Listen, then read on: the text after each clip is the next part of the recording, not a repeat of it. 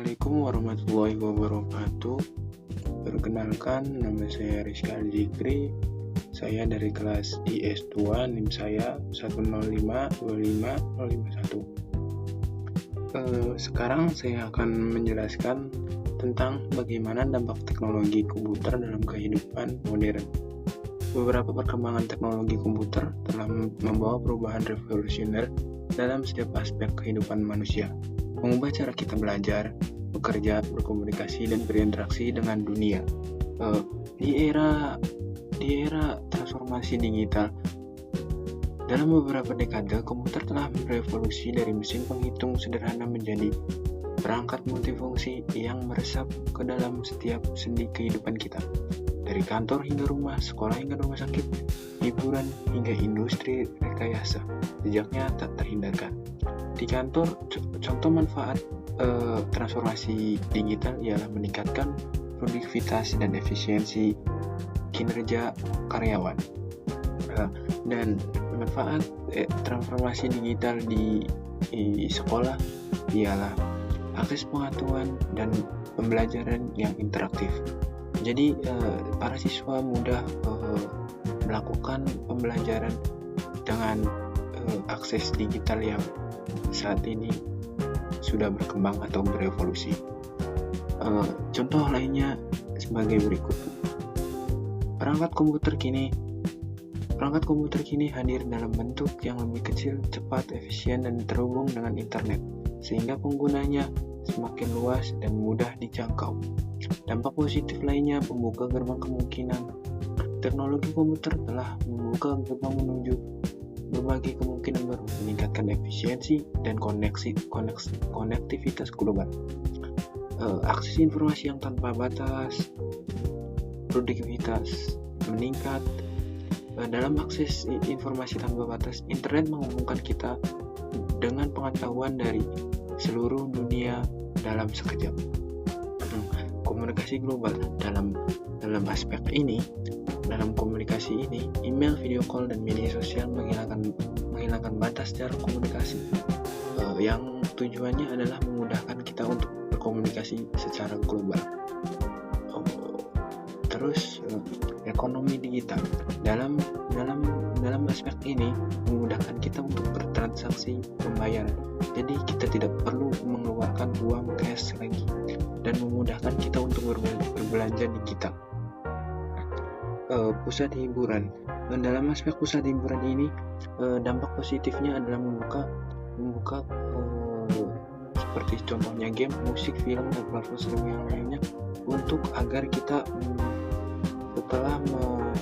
setelah misal kita lelah dengan kegiatan sehari-hari, kita ada hiburan yaitu game, musik, film, atau menonton film atau platform streaming lainnya. Dalam produktivitas meningkat, aplikasi pengolahan data, grafik, dan otomatisasi mempercepat alur kerja kita. Dalam produktivitas yang meningkat ini, dalam aspek ini, menurut saya adalah ketika kita bekerja, kita dapat mengolah aplikasi data itu dengan mempersingkat waktu kerja kita agar lebih efisiensi dan lebih berguna waktunya untuk lainnya. Inovasi tanpa henti. Dalam aspek ini mendorong kemajuan di bidang kedokteran, transportasi, dan industri kreatif.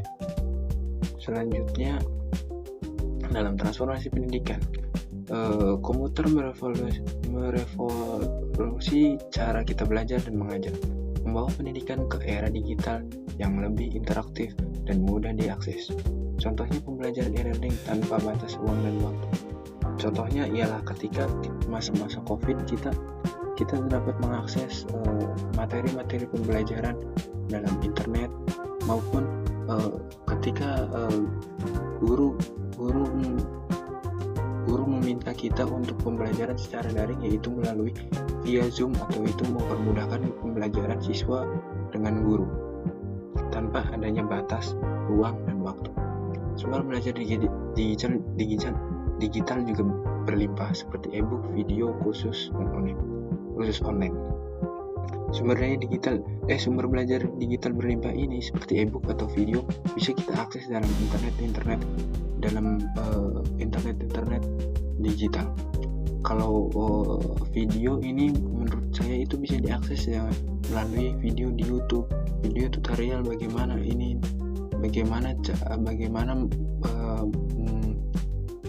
memecahkan aritmatika, bagaimana memecahkan bilangan biner, bagaimana menggunakan bilangan biner yang tepat dan materi pembicaraan. Selanjutnya materi pembicaraan interaktif dan soal-soal kreatif bagi guru. Dalam hal ini guru juga diberi manfaat karena apa? Karena guru dapat menilai soal-soal yang lebih banyak lagi dan lebih kreatif lagi bagi guru. Jadi guru punya pertimbangan untuk materi pembelajaran untuk siswa. Pengembangan literasi digital ini sama saja dengan kita belajar dari digital. Kayak misalnya e-book, video, kursus online, sama saja mengembangkan literasi digital siswa. Selanjutnya, efisiensi bisnis dan peluang baru. Dalam dunia bisnis, teknologi komputer telah menjadi tulang punggung inovasi, meningkatkan efisiensi operasional dan membuka peluang pasar yang belum pernah ada sebelumnya. 1. Contohnya manajemen data, pengelolaan data karyawan, inventaris dan keuangan yang cepat dan akurat. Kedua, pemasaran digital, jangkauan pelanggan lebih luas melalui strategi marketing digital. Pemasaran digital ini contohnya ialah e-commerce yang aplikasi-aplikasi e-commerce yang saat ini sudah berjalan seperti Shopee gitu. Ketiga, e-commerce memudahkan transaksi jual beli tanpa tatap langsung. E-commerce ini atau pemasaran digital ini sama saja kayak e-commerce. E-commerce ini memudahkan kita untuk jual beli barang tanpa bertemu langsung. Contohnya ialah aplikasi Shopee, aplikasi itu Tokopedia memudahkan kita untuk tidak bertatap muka langsung. Kita bisa beli produk yang kita mau dari rumah. Yang keempat ialah otomatisasi proses, menghemat waktu dan biaya produksi melalui otomatisasi. Pengambilan keputusan dan selanjutnya pengambilan keputusan. Big data dan SIM mendukung keputusan strategis berbasis data ini. Kemudian revolusi komunikasi global. Komputer telah merombak lanskap komunikasi, menjadikan interaksi lebih cepat, lebih mudah dan lebih global. Pesan instan, komunikasi cepat langsung, aplikasi chatting, media sosial, berbagai informasi, berita dan opini global dapat diakses melalui media sosial. Video konferensi, rapat kerja jarak jauh dan pertemuan virtual bisa diakses di dalam video konferensi. Kolaborasi online, pembuatan dokumen dan presentasi secara real-time langsung saat itu juga. Koneksi antara negara, mempererat hubungan melalui email dan forum global. Jadi manfaat revolusi komunikasi global ini memudahkan kita untuk berkomunikasi, berinteraksi lebih cepat, lebih mudah secara global. Selanjutnya dari yang tadi saya bahas, kali ini saya membahas sisi gelap teknologi mempunyai tantangan dan risiko. Di balik semua kemudahan teknologi komputer juga membawa dampak negatif yang perlu diwaspadai dan diatasi dengan bijak. Yang pertama ialah ketergantungan, mengurangi aktivitas fisik dan interaksi sosial. Pengaruh ketergantungan ini sangat berbahaya menurut saya, karena ketika kita malas untuk bergerak atau aktivitas fisik, memungkinkan kita untuk menjadi gampang terserang penyakit. Dan kemudian interaksi sosial langsung, ini banyak masalahnya. Anak muda sekarang atau bagi kalangan kita banyak yang kurang berinteraksi sosial secara langsung. Karena apa? Karena mereka ketergantungan dengan aplikasi-aplikasi yang memudahkan kita berkomunikasi secara online. Jadi ketika ketemu kita akan canggung atau grogi terhadap halayak umum. Yang kedua, masalah kesehatan. Nah, masalah kesehatan ini ada nyambungnya sama ketergantungan yang mengurangi aktivitas. Karena apa? Karena masalah kesehatan di sini juga membahas tentang mata lelah, nyeri punggung, gangguan tidur akibat paparan layar. Cenderung orang yang ketergantungan itu memiliki masalah kesehatan seperti mata lelah, nyeri punggung, gangguan tidur akibat paparan layar. Sisi gelap dan tantangan dan risiko dari teknologi ini ialah informasi palsu. Penyebaran hoax dan disinformasi melalui internet sangat marak, sangat banyak akhir-akhir ini.